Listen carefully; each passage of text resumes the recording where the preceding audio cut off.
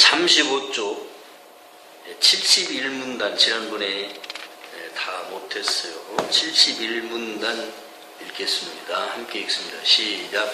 이 두 지각을 언급한 방식은 그것들이 시간의 의존함을 명백하게 보여주며 자비가 비록 더 높은 수준을 향한다 하더라도 여전히 인간의 한계 안에 머물러 있다는 것 또한 분명하다. 우리는 앞에서 괘씸하니 시간을 초월한다고 말한 바 있다. 인간의 진정한 자비의 표현인 기적은 기껏 시간을 단축시킬 수 있을 뿐이다. 그렇지만 사람이 다른 이에게 기적을 제공할 때마다 받는 자와 주는 자의 고통을 함께 단축시킨다는 것을 이해해야 한다. 이것은 전체 기록을 교정하며 미래는 물론 과거도 교정한다. 자, 지난주에 안 들어서 이해가 안 갈 수도 있을 거예요. 못 들은 사람은. 그러나 두 지각을 언급한 방식이라고 했어요. 두 지각이 뭘까? 두 지각. 앞에 있는 얘기가 이제 좀 이해가 가야 되겠죠. 앞에 있는 얘기. 보세요. 70문단을 내가 쭉 읽어볼게요. 보기만 하세요. 지금 사람이 생각할 수 있는 고상한 개념의 대부분은 시간에 의존한다. 사실 자비는 아직 사람이 생각할 수 있는 모든 형식의 자비를 훨씬 뛰어넘고 훨씬 더 강력한 포괄적인 사랑에 미약한 반영이다. 지금 바른 마음 상태를 얻을 수 있다는 제한된 의미에서 자비는 다른 마음 상태의 핵심이다. 자비는 다른 사람을 볼 때 마치 그가 시간 안에서 실제로 성취한 것보다 이미 훨씬 더 멀리 간 듯이 보는 방법이다. 그는 자신의 생각이 잘못되었기 때문에 자신을 위한 참 속죄를 볼 수 없다.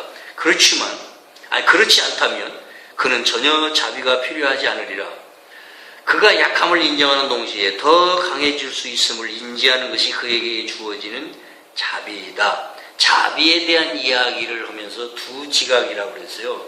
다시 말하면 이 자비라고 하는 것을 설명하면서 이 자비는 아무리 봐도 사랑보다는 약간 낮은 단계. 사랑은 최고의 하나님의 모든 것을 다 표현하고 있기 때문에 사랑은 최고의 것입니다. 최고의 법이라고 되어 있어요. 성서에서는 최고한 법이다. 그래서 야고보서에 있습니다. 최고한 법이라고 그랬는데 더 이상의 법. 그래서 사랑은 율법을 완성했다고 그러니까 율법이라고 하는 것은 세상에 있는 법이에요. 세상 인간이 살아갈 수 있는 윤리와 도덕을 총괄한 게 율법이라고 한다면 그 율법을 다 초월해버리는 게 사랑이라는 거죠. 그래서 이 사랑은 가르칠 수 있는 범위를 훨씬 뛰어넘는다. 그래서 사랑을 가르치는 게 아니라 사랑은 가르치는 게 아니라고 그랬어요. 그럼 어떻게 하느냐? 사랑을 가로막는 것이 무엇인지를 가르치는 게 이 기적 수업이에요. 근데 그 사랑보다는 약간은 좀 수준이 덜 미친다고 할까요? 하는 수준의 자비를 얘기해요. 불교에서도 자비를 얘기합니다. 지난주에 시간 말미에 이 자비 얘기를 했었어요. 근데 그 부분이 잘려나갔어. 그래서 동영상으로 보신 분들 중에는 못 보신 분들이 많죠. 그 부분을 올리지 않았기 때문에. 자, 어쨌든 이 두 지각이 다시 말하면 이렇게 이해하십시다. 두 지각이라고 한다면 우리에게 지금 이 오감작용의 지각이 있는데 이 오감작용의 지각은 순전히 육체를 중심으로 한 생각밖에는 할 수 없어요. 이게 이제 문제인 거야. 그래서 아무리 하나님을 깨달으려고 해도 깨달아지지를 않습니다. 못 깨달아요. 깨달음은 하나님의 선물이에요. 축복의 선물이라고요. 그래서 깨달을 수 있다라고 하는 것은 얼마나 복된 건지 모릅니다. 이러한 인간의 지각이 문제인 거죠. 그러나 이 자비라고 하는 것을 먼저 이제 우리가 얘기를 할 수 있다면 참으로 그 자비의 어떤 수준에 우리가 들어갈 수 있는 마음 상태가 되어지면 이 지각은 교정이 돼요. 지각은 교정된다고요. 다시 말해서 지각이 어떻게 교정되어지느냐? 하나님의 사랑이라고 하는 중심으로 돌아가는 지각이에요. 우리는 지금 밥 먹고 사는 거에만 전부 우리의 지각이 활동하고 있어요. 우리 지각 중심이 그렇게 돌아가고 있다니까. 이게 문제라니까요. 이것이 얼마나 우리가 지금 인간의 오감작용 속에만 머물러 있는지 모릅니다. 이 단계를 뛰어넘는 사람이 없습니다. 근데 이 오감작용의 지각에 머물러 있는 사람이 아니에요. 우리는 하나님의 아들들은 그런 존재가 아니라고. 그래서 이 오감작용의 지각 단계를 뛰어넘어서 하나님의 사랑으로 오는, 하나님의 사랑으로 눈이 열리는, 하나님의 사랑으로만 온전히 살아가지는 그런 지각 중심의 사람이 되어야 한다는 거죠. 그래서 이 지각을 두 지각이라고 지금 설명하고 있는 거예요. 자, 근데 여기서 핵심만 얘기할게요. 계시만이 시간을 초월한다. 시간을 초월한다는 게 뭘까요? 시간을 초월한다는 거. 여기 보세요. 우리는 지금 이 시간이라고 하는 한계 속에 살아간다는 거예요. 시간. 근데 이 시간이 끝날 시간이 와야 돼. 시간의 종식이라고 합니다. 따라해 보세요. 시간의 종식. 이 시간이 끝나는 단계에 와야 한다. 시간을 계속 사용할 수는 없어요. 시간은 사용되어지는 거예요. 시간은 활용되어지는 거예요. 우리는 시간의 노예가 돼서는 안 돼요. 그럼에도 불구하고 우리는 시간에 너무도 묶여 살고 있습니다. 시간 속의 존재이기 때문에 불교의 그 반야심경이라고 하는 것에 나온답니다. 나는 반야심경을 몰라요. 그러나 요 말 한마디는 좀 이해를 했어요. 그게 뭐냐? 색즉 시공이라는 말이에요. 공즉 시색이라는 말이에요. 색즉 시공이 공즉 시색이고 공즉 시색이 색즉 시공이야. 그런데 영화 제목 같죠? 패러디에서 영화 제목을 가지고 이상 야리꾸리한 영화 만들어낸 적이 있긴 있어요. 근데 요 말이 우주를 설명하고 있어요. 네? 천국을 설명하고 있다니까. 그런데 우리는 이 말이 무슨 말인지를 지금 못 알아듣기 때문에 문제인 거야. 자 보세요. 이걸 왜 지금 얘기할까요? 색이라고 하는 것은요. 색이라고 하는 것은 바로 시간 속에 있는, 공간 속에 있는 우리 자신을 말해요. 이 우주를 말해요. 색은 오감으로 보이는 이 세상을 말한다 말입니다. 근데 색즉 시공이다. 그래 이것이 색이란 즉 공간이다 그런 말이에요. 근데 이 공간이란 말은 아무것도 없다 이런 말이에요. 보이는 세계는 영어로 표현하면 nothing, 아무것도 없다요. 무슨 말인지 이해가 가세요? 꼬집으면 아프고 밥 안 먹으면 배고프고 배부르면 화장실 가고 싶고 그게 우리가 사는 것이고 그게 우리의 현실이고 이게 실제가 아닙니까? 이러고 어떤 청년이 나보고 물어봐요. 요즘도 여기 오는 사람이요. 제발 주일날 좀 와서 강의를 들어봐라. 그래도 안 와요. 그런데 이게 환상이란다. 내가 얘기를 하는 거예요. 이게 환상이란다. 이게 꿈이란다. 믿어지세요? 안 믿어지잖아요. 그래서 이렇게 시작해야 돼요. 우리가 시간 안에서 산다라고 하는 것을 이제 무의미한 상태로 훈련 속에 들어가야 돼요.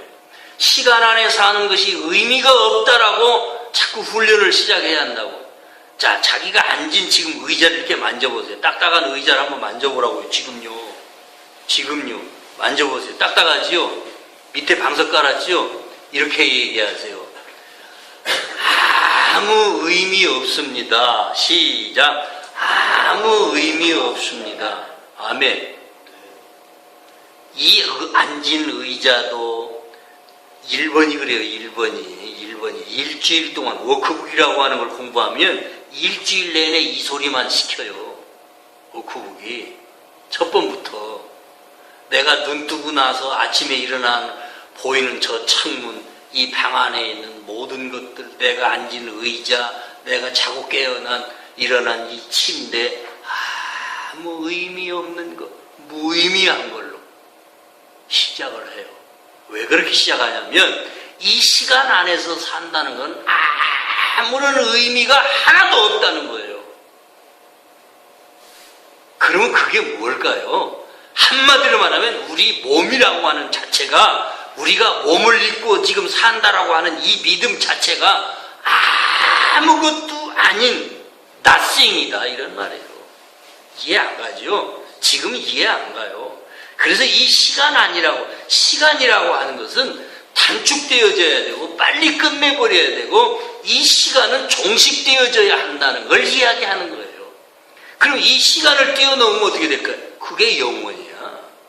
우리는 영원 속에 있어요. 예? 천년이 하루 같고 하루가 천년 같은 이 사실을 잊지 마라 하는 성서의 말씀이 있어요.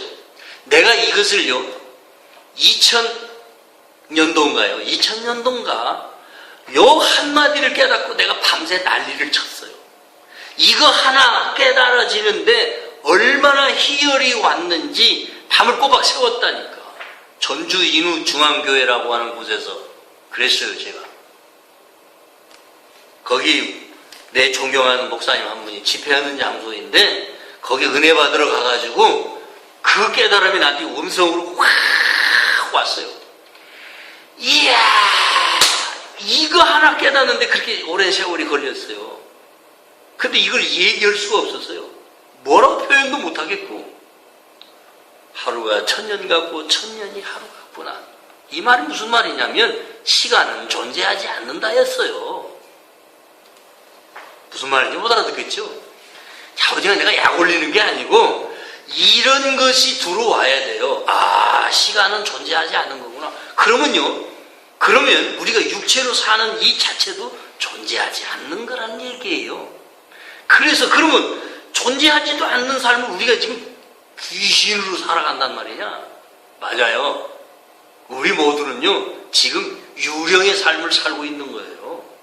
근데 이걸 모르고 우리가 이 땅에다가만, 이 몸에다가만 모든 걸 올인하고 산다 이 말이죠.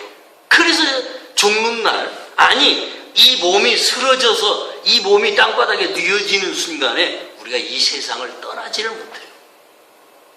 그게 에고체라는 거야.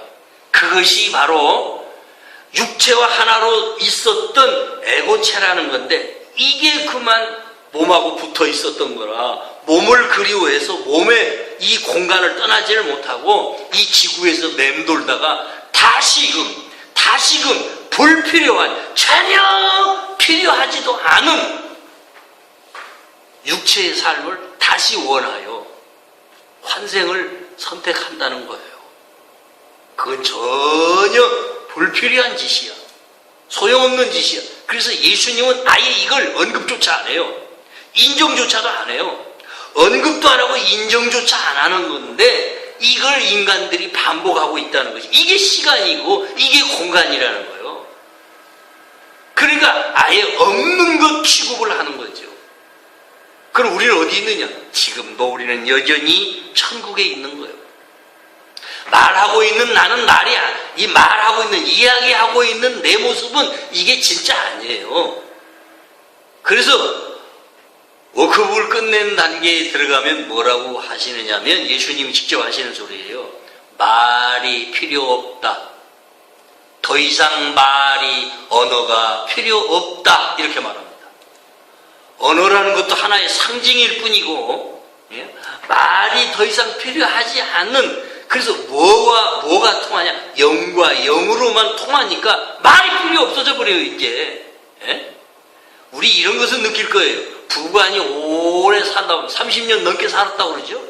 우리도 30년 넘게 살아서 좀 일찍 가갖고.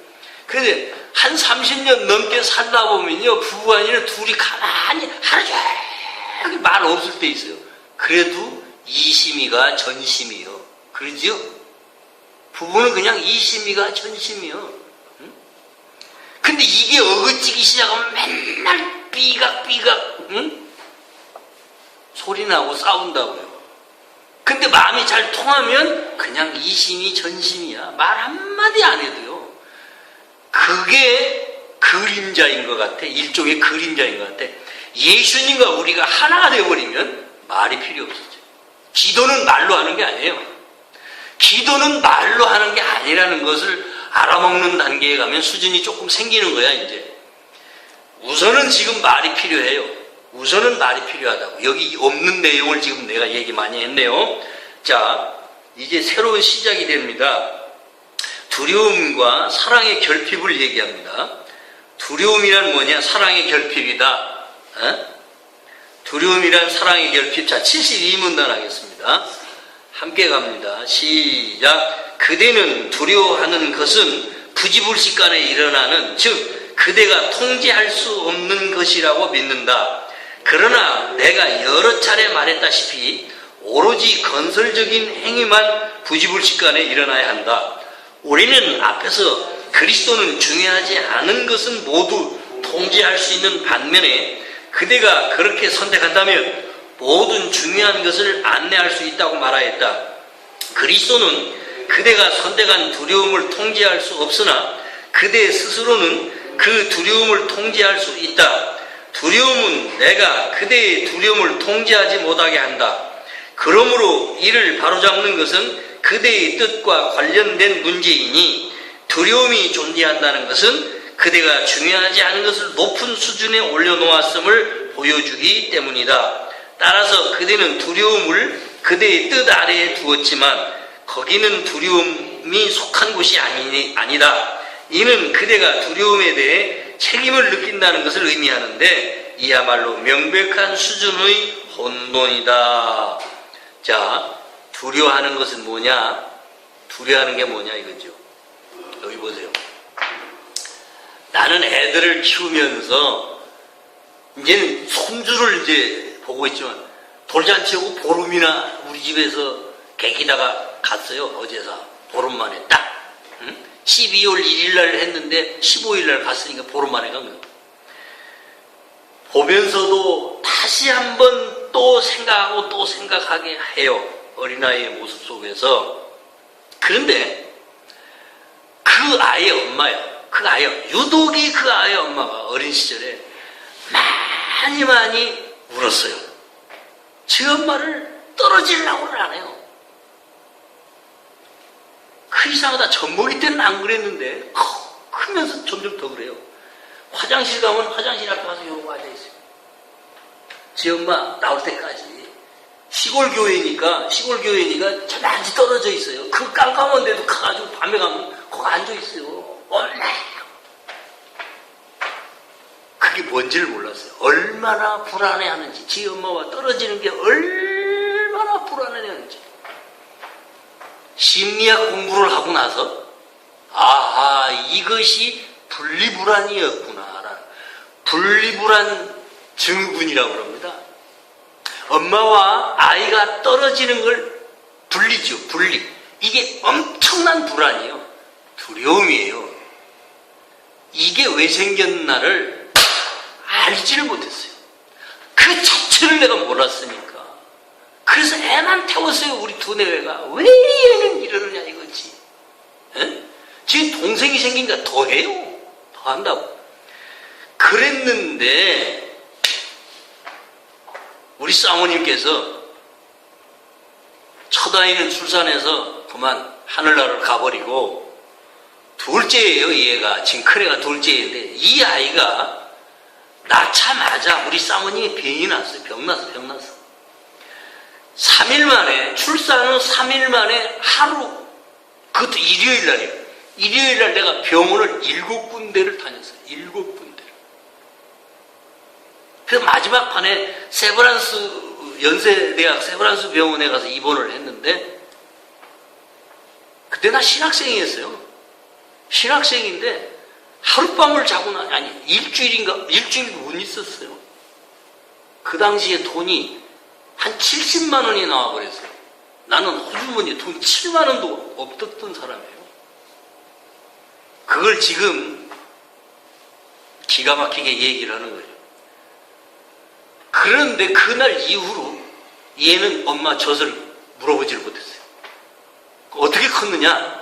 이 아이가 제 엄마가 병원에서 거의 한 달 만에 나왔는데, 그동안에 이 아이는 교회 사모님이 벽에를 이렇게 갖다가 뉘어놓고 고개를 움직이지 않게 해놓고 그 분유만 이렇게 해가지고 타서 입에다 물려주고, 당신이 바쁘니까 돌아다니고 나는 병원에 가서 살고 왔다 갔다 하고, 얘는 한 달 가까이 이렇게 컸어요. 오죽해야 제가 이름을 보은이라고 했을까요? 보은. 무슨 보자인 줄 아세요? 하나님의 은혜로 보호하셨다는 의미예요. 그래서 생각해낸 그 이름 자가 무슨 자냐면 보자기 보자야. 예수님이 탄생하시자마자 강보에 쌓여서 말구유에 누였다는 생각이 나요. 그 강보라는 말이 생각이 나서 보자기 보자를 써서 보은이라고, 하나님의 은혜의 보자기로 얘를 보호해 주셨구나. 난 죽을 줄 알고 내박 쳐놨거든요. 교회 사모님이 얘를 돌봐준 거예요. 한 달 동안.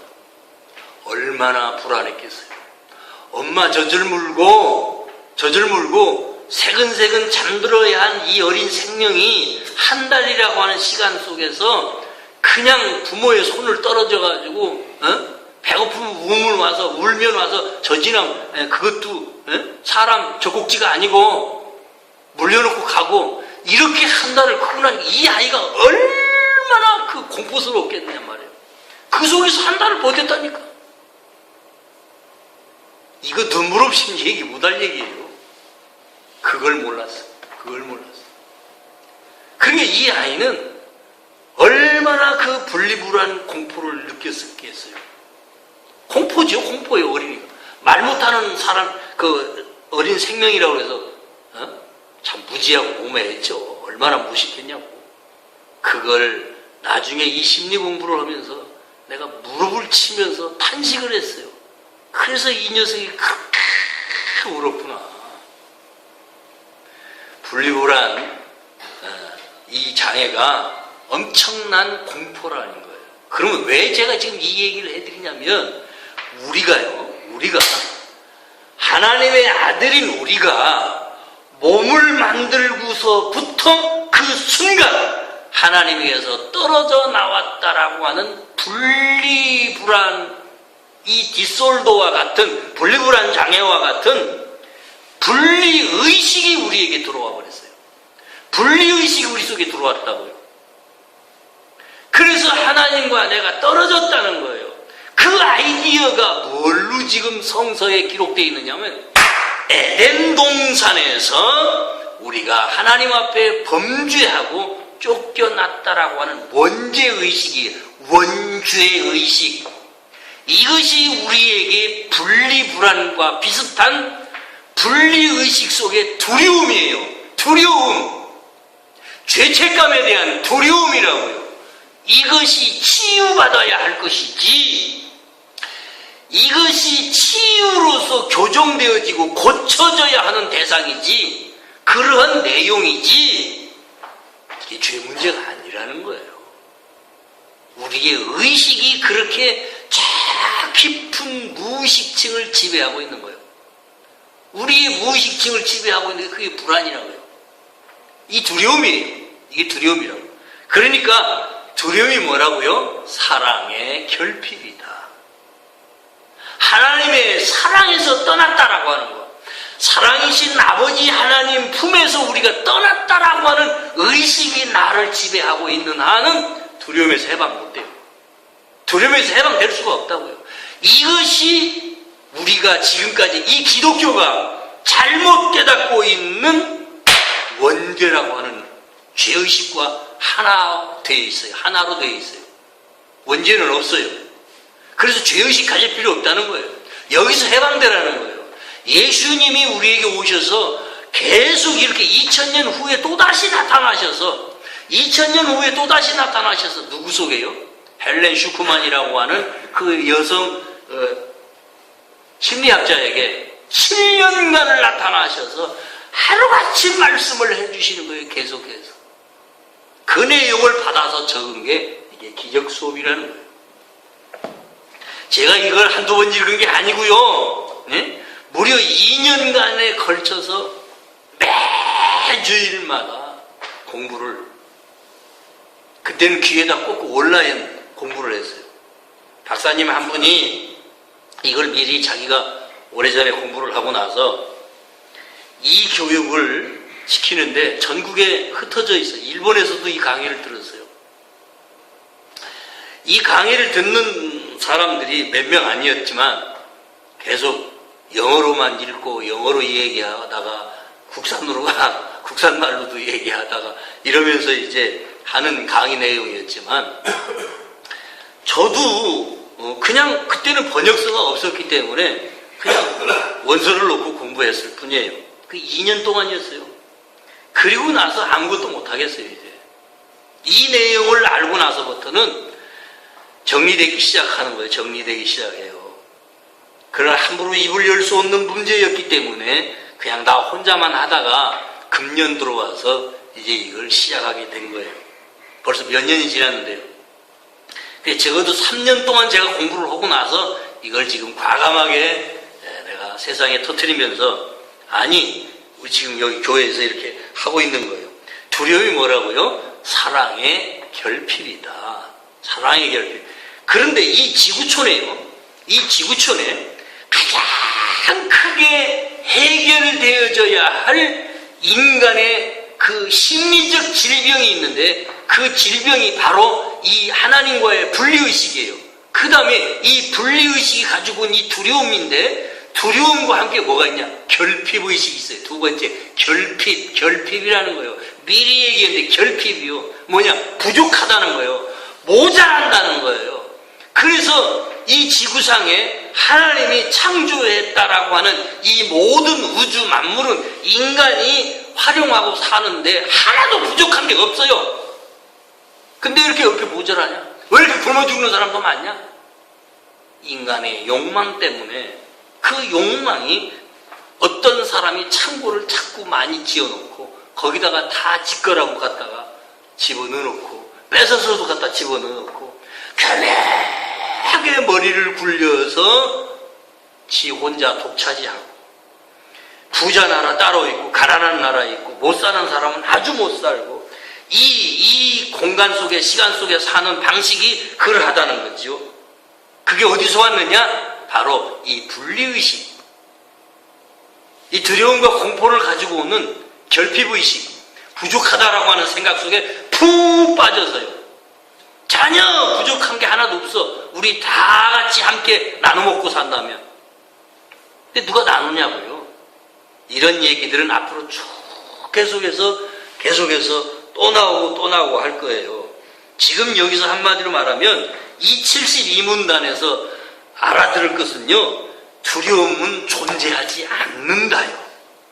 두려움은 존재하지 않는다요. 어두움이 존재하지 않는다요. 하나님 앞에서 원죄도 존재하지 않는다는 내용이 여기 들어있다라고 보면 돼요.